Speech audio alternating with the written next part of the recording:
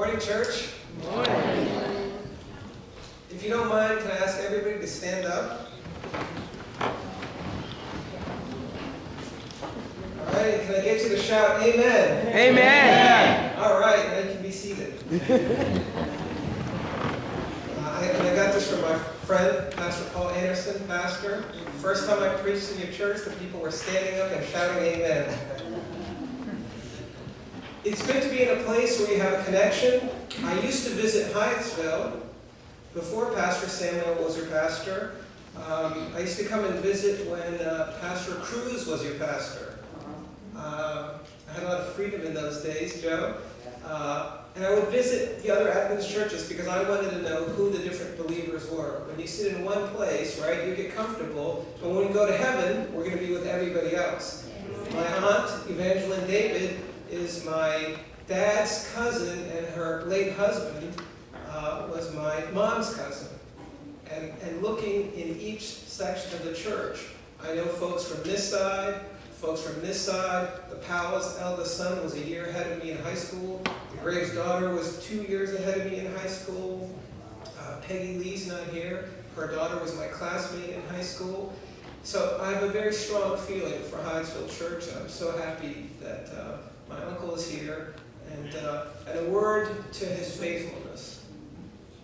He and his wife are extremely faithful in serving you, walking with you, sharing your toils and your sufferings. He's been a tremendous blessing to me and my family. And it's a wonderful opportunity to be here, to worship with you. So I know part of your motto is a place that you can call home. And also the great history of this church that I told my friends who were visiting the Cornelius family, that this is the Review and Herald Memorial Church. So this church was built on tradition of faithfulness. The people are faithful, and I know God is richly blessing you. So this morning, I'm going to chat with you a little bit about freedom. And my friend doing the video doesn't mind. I'm going to walk around a little bit. And I'm not here to have a one-way discourse and dialogue. So I want you to feel free to speak back, to engage a little bit, because I know some of you, especially my friend, Mr. Cornelius, are serious Bible scholars. And I definitely do not have any monopoly on any wisdom or understanding. So if the Spirit moves you, feel free to raise your hand and have a question, almost like Sabbath school class. So the opportunity to talk about freedom, I believe that we live in the greatest country on earth. Amen. I love living in America. God has given me and my family tremendous opportunity in this great country. And just a little bit about what Pastor Samuel says. In my current job, if I go and look out the window, I can see whether the president is in the Oval Office. I've had the privilege and honor of seeing all the trappings and power of America. But I can only imagine what Daniel saw and did, what Joseph saw and did, and what Moses saw and did.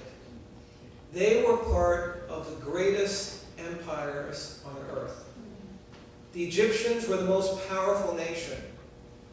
And Moses was trained to be the prince of Egypt. That means that he had the best academics, the best military training, the best of everything. And that was true power, where leaders were treated as gods. In fact, they were gods to the people. The Pharaoh was the god. He was an incarnation of the sun god. Moses was there at the pinnacle of power. Kids, our friend Joseph. Joseph was taken to Egypt as what? Slave. As a slave. Does a slave have any freedom? No. No, he was taken there as a slave with what? Only the clothes on his back, I presume. He was taken there as a slave, and yet, what happened at the end of his tenure in Egypt? Second in command. He was next to the Pharaoh. There's Ellen White writes that Joseph when he worked his way back up in Potiphar's house. And there was questions as to Potiphar, whether he believed his wife, but it was a question of Potiphar not losing faith, to take the word of a slave over the word of his wife. When we'll say Joseph was rehabilitated, on the one hand, from God's perspective, when God put him in his proper place, Ellen White talks about Pharaoh knew not aught what he had, except for the food that was put on his table.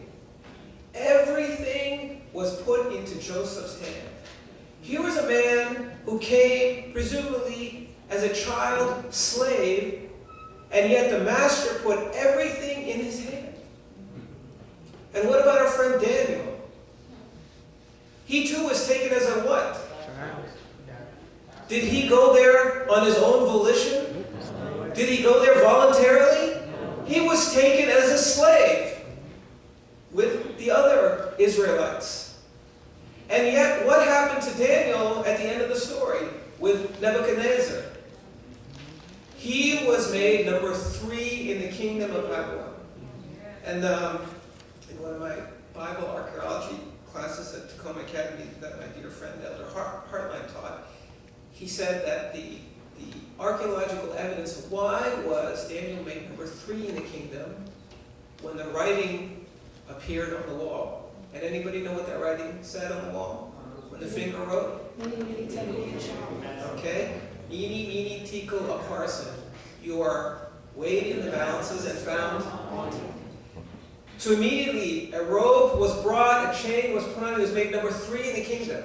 And as an aside, I'm wearing purple today. Amen. Purple was a color reserved for Royalty. and we are children of the. So if we are children of the King, we are therefore.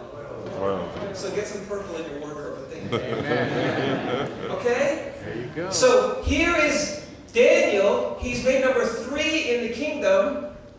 Not number 2. He was made number 3 because the senior king was out on an archaeological expedition. He kind of turned over the kingdom. Moses, Joseph, and Daniel. So while I look at the president's office, I don't advise the president. But these 3 men had power. They had God's power, and they commanded the respect of men. That's, to me, the proper way to use the opportunity and ability that God has given you to be a beacon to others. And so we'll get into that. So freedom, a little bit of history. So kids, we live in the state of, no, we don't live in a state of denial. Maybe on the budget, yes. We live in the great state of Maryland. Some of you live in the great state of Virginia. D.C. is not a state as such. Pennsylvania. So a little bit of history. We're going to talk about Maryland, Pennsylvania, and Rhode Island, and the founding of this country on the principles of freedom. Anybody know who founded the state of Maryland? And don't feel shy, okay? Lord Baltimore, correct. Lord Baltimore, there was Lord Baltimore 1, Lord Baltimore 2. The first Lord Baltimore, does anybody know what his real name was? Not John. I said, this is interactive, don't feel shy. Because I see people, not in this church, Pastor, I see people in other churches fast asleep during a sermon. So I'm here to engage you. And if it's boring and you need to rest, I understand that Sabbath is a day for rest. So, Lord Baltimore, his real name, Cecil Calvert.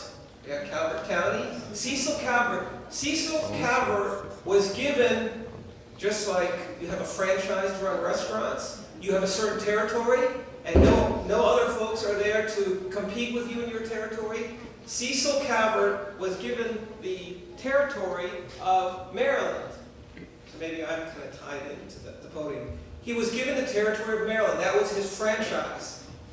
Maryland was founded on the religious principle of freedom. It was a colony for what denomination? Catholics. So Lord Baltimore, the son, was forward-thinking. in we want a place to worship God, in freedom.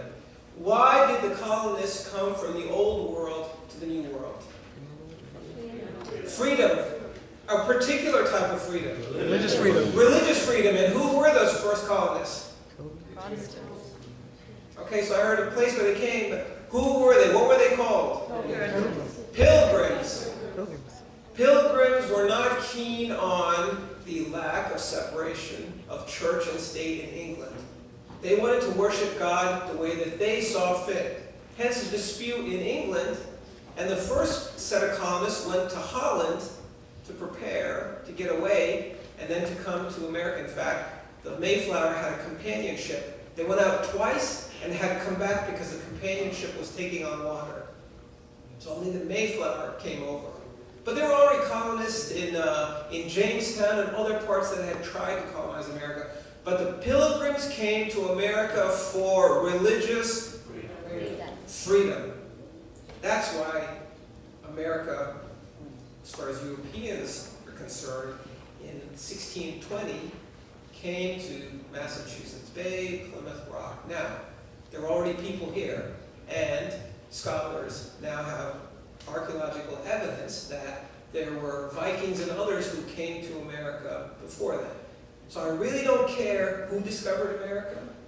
That's not any concern to me. There were people already here. How can you discover, by the way, how can you discover something if there's people already there? No, you're not discovering anything. You're being welcomed by the people who are already here. And in fact, some of these Christian settlers, especially William Penn, they treated the indigenous people, the Indians, with respect. They traded with them at fair value, and they purchased land at fair value in Pennsylvania. And we'll talk about that. And in fact, Columbus was looking for my ancestors, and he came to America. So you missed that, my ancestors. Okay. All right, so you're with me here. So our friend Lord Baltimore founded this great state for religious freedom for the Catholics. In 1949, this is what the Maryland General Assembly had, and an act concerning religious freedom. And part of it says this: no person or persons whatsoever within this province professing to believe in Jesus Christ shall henceforth be in any ways troubled, molested, or discountenanced for, or in any respect of his or her religion, nor in the free exercise thereof. This act of religious toleration, like Lord Baltimore's policy of separating church and state, was far ahead of his time. That was fantastic. Not to be troubled, molested, or discountenanced, embarrassed, shamed for your religious practice. So how about our friend Roger Williams? Anybody familiar with Roger Williams? Providence. Providence, Rhode Island. Look at that name, Providence. He was kicked out of college. Roger Williams was kicked out because of his religious beliefs. He was kicked out of a religious colony because of his religious beliefs. He didn't believe they were strict enough or pure enough. So Roger Williams founded the state colony of Rhode Island. Anybody been to Rhode Island? I've never been that far north. That's in New England. Roger Williams was driven from the Massachusetts Bay colony for his religious dissent. His colony would not allow freedom of religion to everyone. So Roger Williams started Rhode Island as a place where Protestants, Quakers, Catholics, Jews, and Muslims could worship.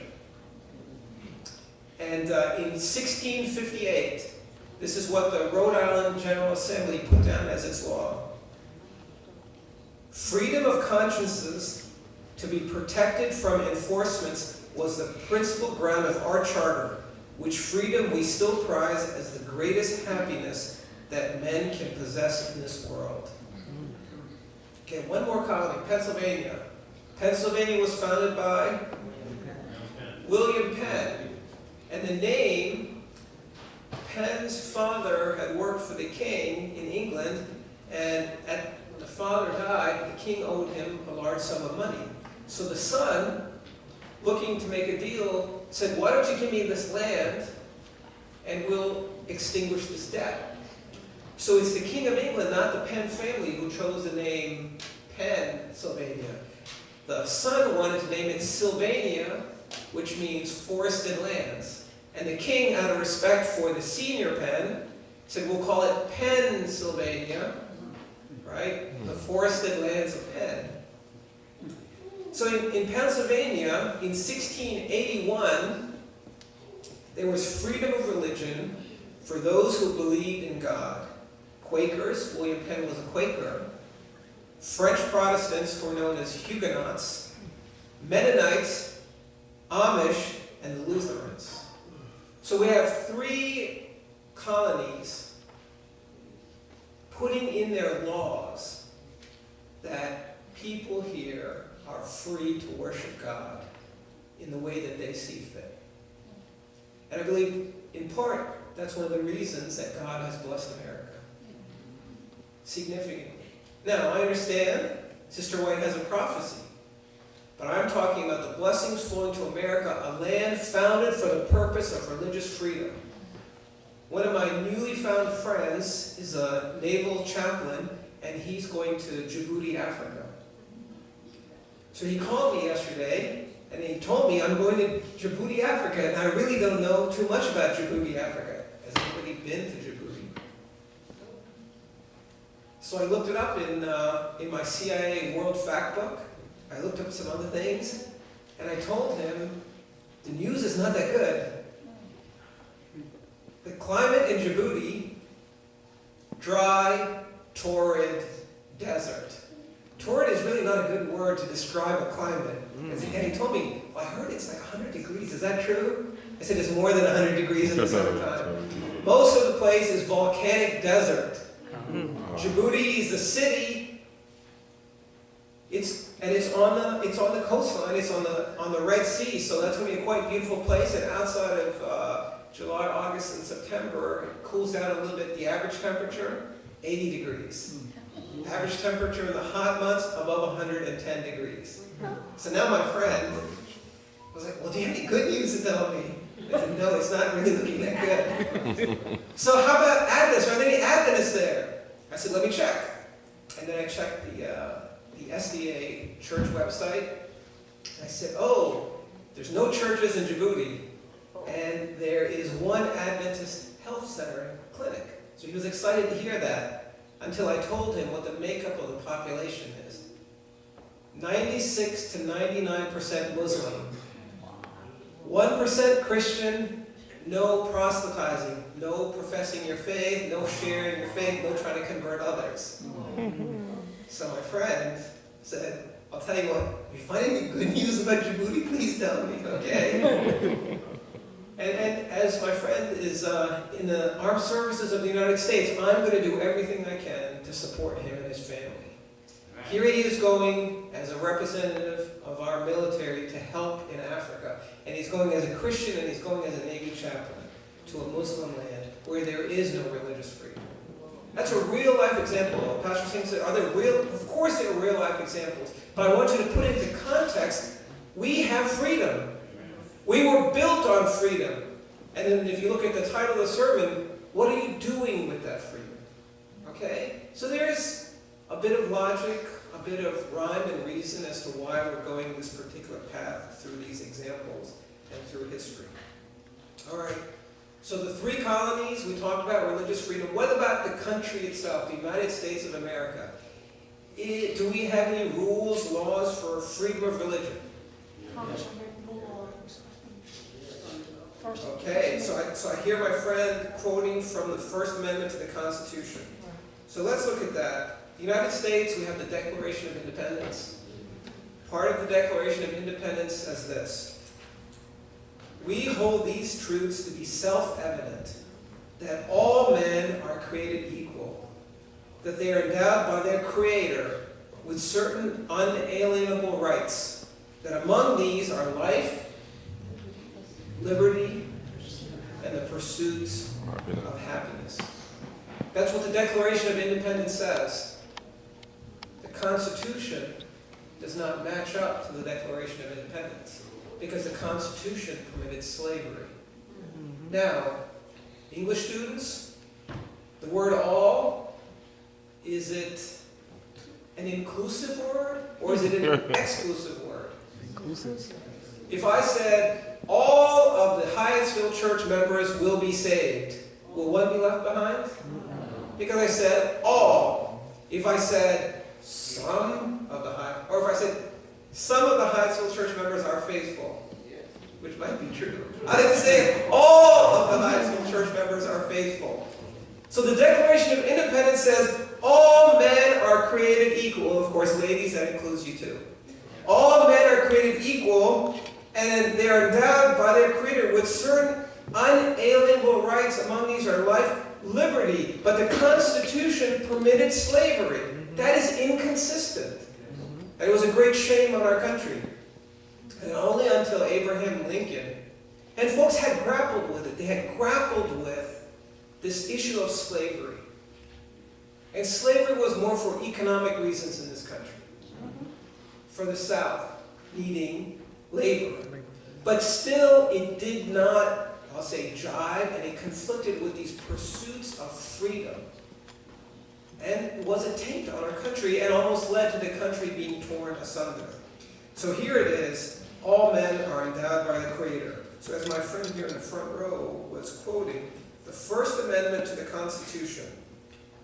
So when we have the Constitution, the Declaration of Independence is just a declaration. Here's our principles. We are claiming our freedom. And the Constitution sets the framework for our country. So the Constitution sets forth what the government, what powers it has for the judiciary, for the executive branch, and the legislative branches. Those are three branches of government. But then the founders argued and debated and said, we have not put enough limits on the government. So the Bill of Rights, which is known as these amendments to the Constitution, the Bill of Rights were enacted to put limits on the power of the federal government. First among the Bill of Rights, as my friend here quoted, the first. Generally, when you put something first, what does it mean? The most important. The first one. Congress shall make no law respecting an establishment of religion, or prohibiting the free exercise thereof, or abridging the freedom of speech, or of the press, or the right of the people peaceably to assemble, and to petition the government for a redress of grievances. So Congress shall make no law respecting an establishment of religion, which is known as the Establishment Clause, prohibiting the free exercise thereof, which is known as the Free Exercise Clause, abridging the freedom of speech clause, of the press, or the right of the people to peaceably assemble and to petition the government. The Assembly Clause. So in China, if I wanted to go assemble, is that permissible? No. Really not. In Egypt, was it permissible? No. In Syria, is it permissible? No. In Iran, is it permissible? No. But here, you have in the Constitution of the United States, the highest law in the United States, the right to peaceably assemble, to seek redress from your government, the freedom of the press, the freedom of speech, freedom to worship and to exercise that religion, and the freedom from the state imposing a religion on you. In fact, the Constitution has a provision that no religious test is permissible to hold public office in the United States. So, the Establishment Clause, Free Exercise Clause, and Assembly Clause. So the Establishment Clause is what the Founding Fathers, our friend James Madison from Virginia, was keen on having what he termed a barrier between government and the great barrier between government and religion. Thomas Jefferson, likewise, who believed in God but not in the way that we do, believed that it was not a good idea for the government, coming from England, to tell the people how to worship. In England, there is an official religion. There is the Church of England. And the head of the Church of England is the King. And that was a debate following the signing of the Magna Carta. We don't want the King in charge of our church. That was a great debate. You don't want a person in charge. You want a person of your own choosing, not the political figure who's also the religious figure. So here in America, we did not want the government to say, this is the religion for the people. And hence the Establishment Clause. Not a clause to establish religion, but a clause to prevent the federal government from telling you how to worship and by setting up a state religion. My friend, Elder Cornelius, but we have prophecy as to what Ellen White says will happen. Okay? But we're not there yet. We may be getting close. And closer. So the Bill of Rights, Establishment Clause, Free Exercise Clause. What does that mean, free exercise? Can you do anything in the name of your religion? No, there are certain limitations on it. But number one, there is no state-sponsored religion. Number two, you have the freedom to exercise your religion within appropriate bounds. So what are those appropriate bounds? Going back to English class, we looked at the word all, correct? And my friend, in the First Amendment to the Constitution, Congress shall make no law respecting an establishment of religion or prohibiting the free exercise thereof. Is Congress permitted to make any law? No. Don't feel scared, you can talk. It says Congress shall make no law. N-O. Sounds kind of absolute to me. Are you disagreeing with me? It's not a trick question. I'm just asking you to think. It says Congress shall make what law? No law. Or prohibiting the free exercise or abridging the freedom of speech or the press or the right of the people. Congress shall make no law. So I had the opportunity to meet with, I'll call my friend, late Justice of the Supreme Court, Justice William Brennan. William Brennan was on the court in the 60s, the heyday of the Earl Warren Supreme Court, and he did a lot to promote freedom in the country. Some will say he was a very liberal leading justice. He was in my law school in residence, and I had the opportunity to sit down and talk with him. He was the author of a Supreme Court opinion called Sherbert v. Werner, where the petitioner was a Seventh-day Adventist from South Carolina. And she was denied unemployment benefits because she refused to take a job on Sabbath. So the South Carolina Department of Welfare said, no, we're denying your petition because we're finding you jobs on Sabbath, but you're refusing to take them, so we don't think you're qualified to receive unemployment benefits.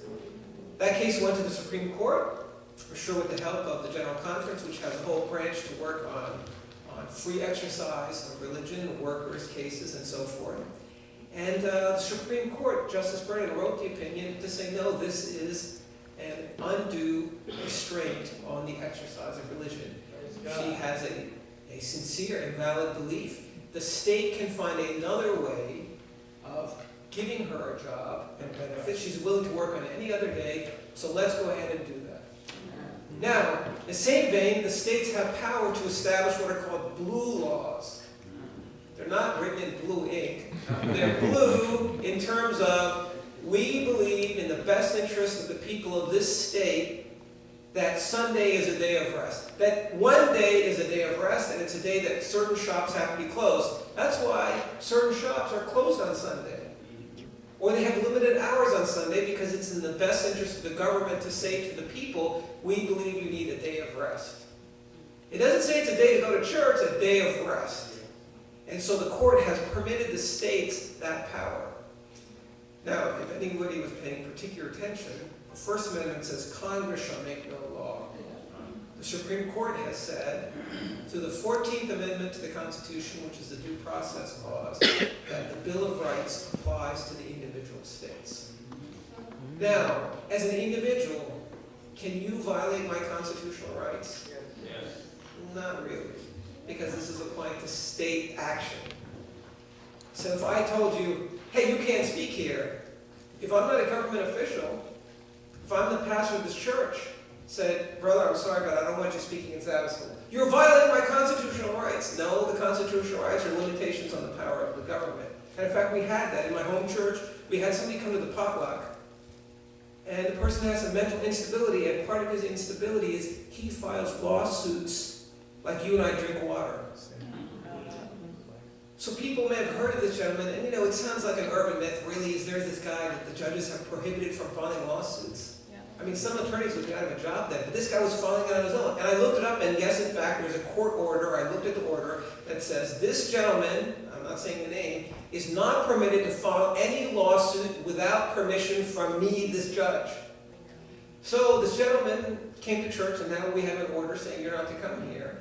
He came to church and went to the potluck, which is open, we don't charge money, and given the nature of his illness, something happened, whatever, he was asked to leave because he's been disruptive. So the next thing you know, we get a complaint filed against the church. It's brought to the church board, and I look at the complaint. Complaint is, I was asked to leave the potluck. I was not accommodated in the public space. And at the bottom, Happy Sabbath with a smiley face. So Pastor talked about the church board here. We have expenses. You know how much lawyers cost, right? That's why they want free advice. So we're like, we don't want to pay any lawyers for this. Can't you handle this? Can't you resolve this thing? So I called, it was the Maryland Human Rights Commission. Why? Because our friend could not file any lawsuits. So he's very sophisticated. He didn't file a lawsuit, he filed a complaint with the Human Rights Commission. He did not need the permission of the judge. But it's still, you have to respond to it. Lawyers have to look at it. It takes time and effort, which detracts from the whole mission and purpose of your church.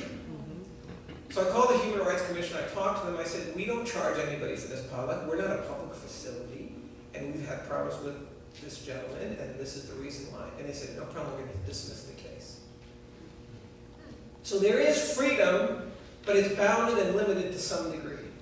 Our country is founded on freedom. Our state, the great state in which this church is, was founded on religious liberty and freedom. And our country was founded on religious liberty and freedom. So, what do we do with that? We talked briefly about Moses, Joseph, and Daniel. So Rachel, who now is, we heard the story of Goliath. Compared to her mom, she's like Goliath. Rachel read Exodus 5, 1 and 2. The Israelites wanted to do what? Worship. So, I presume you have some Bibles, right?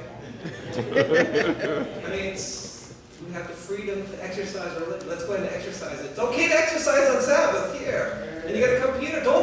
Look, people, don't feel shy. You want to say something? Hey, I disagree with you. No, that's wrong, brother. Come on, let's talk about it. Don't feel scared. The Israelites asked Pharaoh if they could go do what? Worship God. They wanted to, and we just talked in terms of the First Amendment, they wanted to exercise their freedom of Religion. Exactly. Is that complicated? Are you with me? Are we on the same program? Brother Cornelius, are we okay? Because he'll correct me if I make any mistakes here. He's a good scholar. They wanted to go and worship. Here, do I need to ask the president, can I go and worship?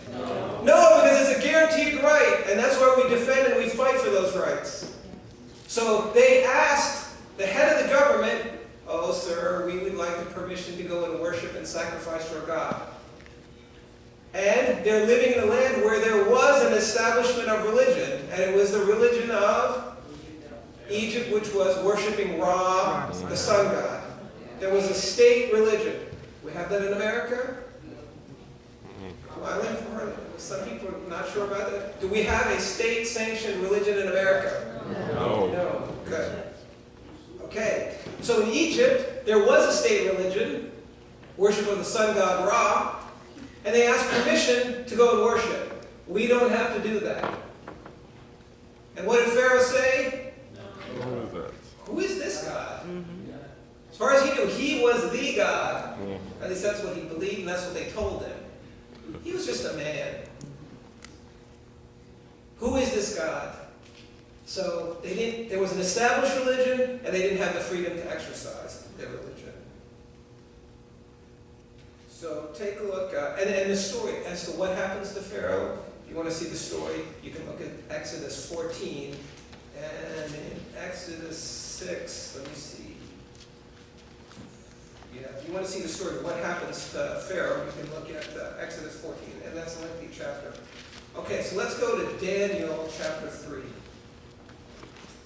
Daniel chapter 3, we're talking about the plains of Dura. What was happening on the plains of Dura? So our friend told the story about Goliath the giant. There was an image that was a giant image on the plains of Dura. Who was that image of? Nebuchadnezzar. Now, probably on the plains of Dura, I'm just guessing, almost like Djibouti, it was hot and it was noonday sun. And people were dressed in their finery. And why were they assembled? Worship what? Was there an established religion? Yes. In Babylon, I don't know if they're worshiping Marduk, whatever, they had their gods. And Nebuchadnezzar had set up an image of what? Himself. Remember what he said when he was looking over the famed gardens of Babylon? Isn't this that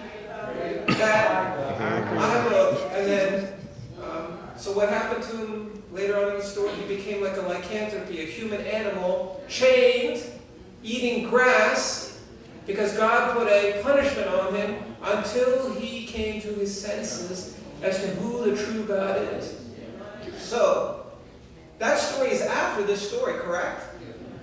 But look at this. They're on the plains of Dura, probably hot, having to dress in your finest clothes, kids complaining, and they're going to blow this trumpet and do all the music, and what's going to happen? So what happened? Everybody bowed down except for three. Everybody bowed down except the three. So there was an established religion. Was there free exercise of religion? No. Did our friends freely exercise their religion? Yes. No. They refused to kneel and bow down. And I think, going back to our friends, Roger Williams, William Penn, and Cecil Calvert. So one of them, the Pilgrims had a thing, Quakers had a thing. We don't bow down to any man, and we don't take our hat off to any man. Because you see the king and queen, you curtsy, and you lower yourself to show that they are higher than you. They are just people like anybody else. President Obama, I see him walking in the hallway, going to his car. He is a man like everybody else. He is no greater than you. He is no less than you. He happens to hold an office of power and prestige, which is a time appointed for God. But he is a human being like everybody else. Okay? So these kids refused to bow down on the hot. And then maybe somebody said, tell me it was not hot time, sun time, but I'm thinking of it that way. They refused to bow down on the plains of Dura. They freely exercised their religion, their inalienable right to worship their God, their Creator. And for that, what happened? Trouble. They were cast into the fire. It was made 7 times hotter. The people who heated it up, they died. And what happens at the end of that story? Daniel, is it still 3 verses 28 and 29? 28 and 29. What happens at the end of the story? They come out of the fire alive, and then what? That's an amazing part. No question about that. But I want to look at the next part. They come out of the fire alive, and then what? Nothing happened to them. Okay, so let's look at that. If folks have that, let me read that here. And I've got the NIV. So number one, it's amazing. They're thrown in this fire that's made 7 times hotter, and they come out. And first he looks inside. It's like, wait a minute. Hey, didn't I put 3 guys in there? How many guys are in there? 4. That doesn't add up. 3 in, 4. Wait, what? What is this? And the 4th guy, he looks like what? A son of God. So that's amazing. So that's not the math they teach in schools. How did 3 become 4? So he's there. And in fact, verse 26 says, Nebuchadnezzar then approached the opening of the blazing furnace. Furnace itself is blazing. You call it a blazing furnace, you're really doubling the power. But here it's 7 times hotter. So anyhow, it comes up to verse 29. Now I therefore, I decree that the people of any nation or language who say anything against the God of Shadrach, Meshach, and Abednego, and this gets a little graphic here. So what is he saying? That he now is establishing a new religion, and it's a religion worshiping God the Most High. he established a religion, and he was limiting the rights for the people. Now, in the case of the true God, that's what we believe. But also know that there are other religions who believe that their religion is the way of the true God, and there's no room for quarter. And one side note on that. So the priests had the breastplate, and it had the Urim and the Thummim, which gave the answer. When God directly led the people, there was no questioning as to what God's will was. Is this acceptable or this is not acceptable? This is what God says. And talking about God, one of our dear uncles, he's written a couple of treatises on the nature of God and how some things are inconsistent and can't be explained away. So let's be clear about this. So I told him, I read his papers, and I said, you know what? There's some logical flaws in your paper. He said, oh, I'm really interested in hearing that. What is it? What is it? So I haven't sat down with him, and my friends know what I'm talking about. But let's read this. And I'm mindful, if I can start to smell the food from the potluck, I'll know when to stop. Let's look at, I think it's Isaiah 55:8. Can somebody read that for us? Isaiah 55:8.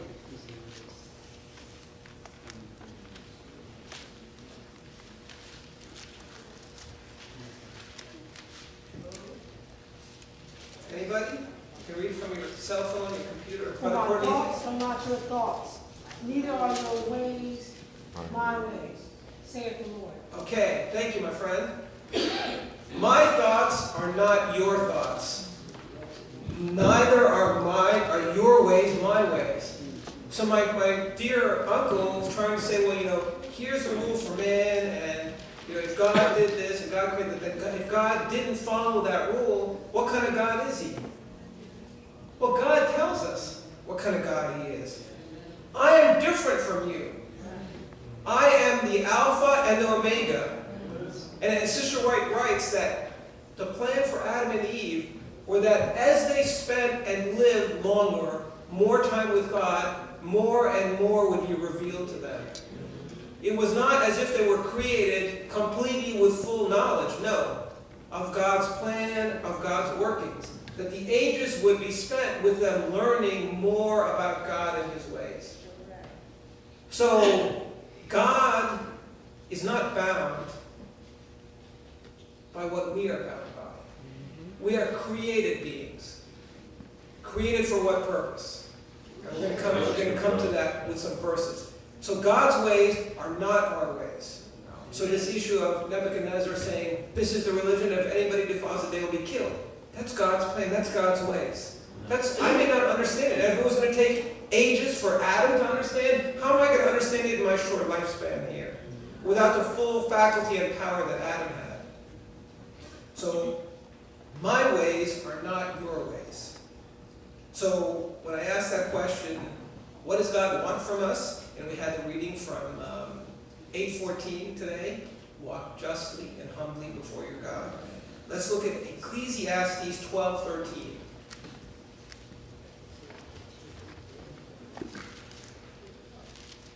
Ecclesiastes 12:13.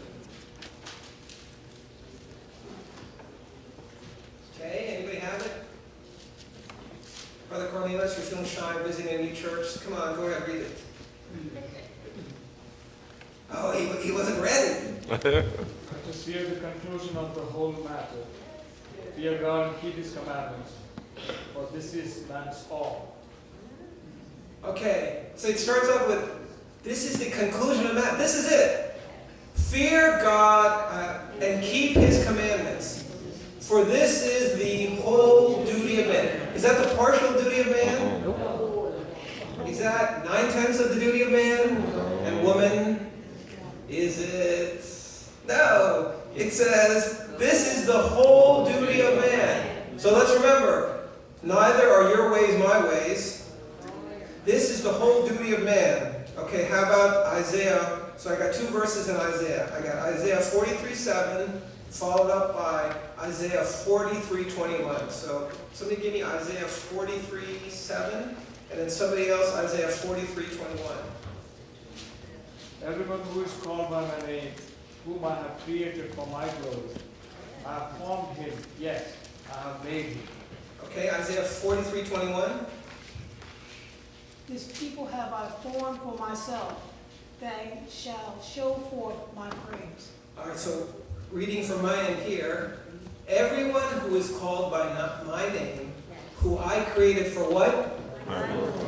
Whom I formed and made, and then Isaiah 43:21. The people I formed for what? That they may proclaim my what? Praise. Okay. God created man. Either you accept it or you don't accept it. Now, I'm a scientist now, and I look at things from a scientific perspective. And I've done a lot of study on life outside of the earth, how is life created, and so forth. Either you're on a side that believes it was by chance, or we have a God or something that put some molecules here which turn into life. But we are so sophisticated, male and female, millions of species, highly complex. We human beings are the highest form of life on Earth. We control the planet. We can't completely manage it, but we have the power to control it. And in some things, we're really making a mess out of it. But, like we control the planet, we are the top dog, if you will. We are created beings. And as created beings, we don't know the full power of God. God's plans or God's ways.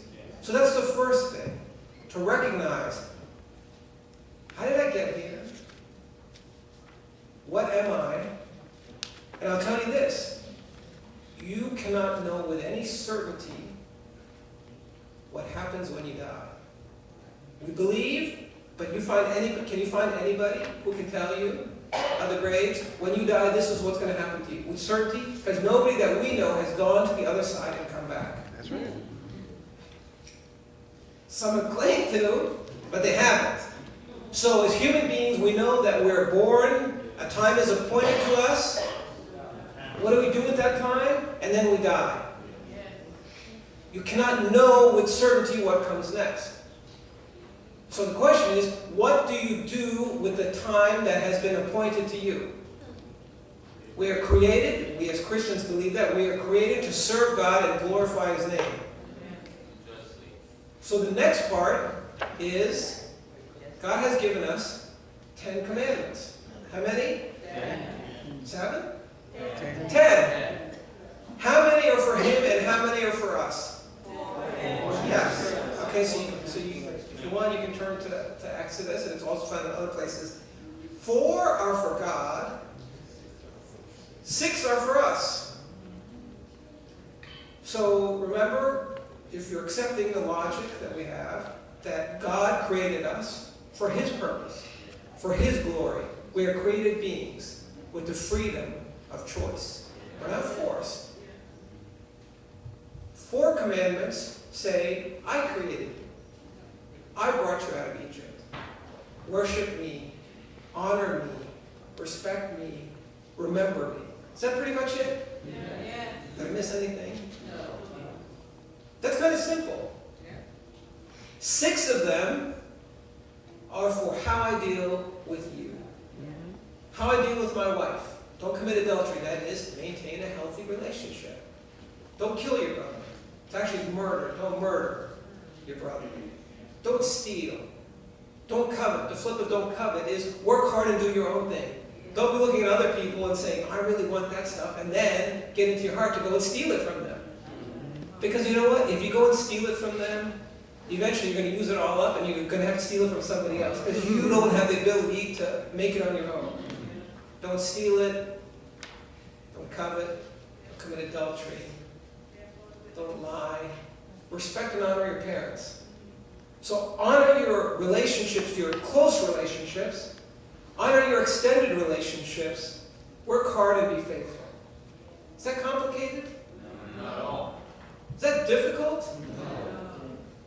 Sometimes, yes, could be. Sometimes, because we all have challenges. And in fact, those people say, oh, I've never sinned.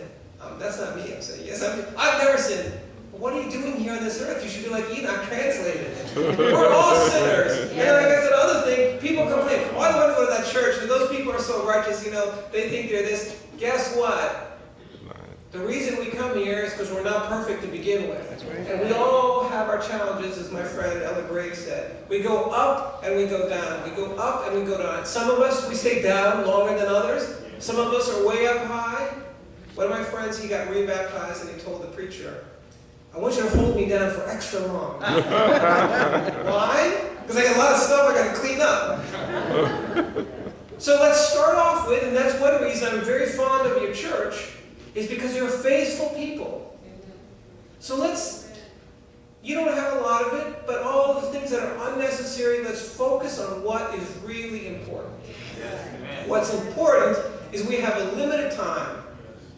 You're born, we know that day. We don't know this day. Okay? We don't know it. And if you get some terminal disease, you may have an idea, but you're not going to know for certain.